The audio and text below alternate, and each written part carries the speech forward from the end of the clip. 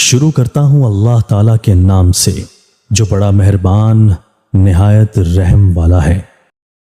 نبی کریم صلی اللہ تعالیٰ علیہ وآلہ وسلم نے فرمایا، سچائی کو اپنے اوپر لازم کر لو کیونکہ یہ نیکی کے ساتھ ہے، اور یہ دونوں سچائی اور نیکی جنت میں ہیں، اور جھوٹ سے بچتے رہو کیونکہ یہ گناہ کے ساتھ ہے، اور یہ دونوں جھوٹ اور گناہ جہنم میں لے جانے والے ہیں۔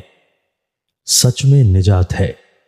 اللہ عز و جل کے محبوب دانائے غیوب صلی اللہ تعالیٰ علیہ وآلہ وسلم نے فرمایا، سچ بولا کرو اگرچہ تمہیں اس میں ہلاکت نظر آئے کیونکہ اسی میں نجات ہے۔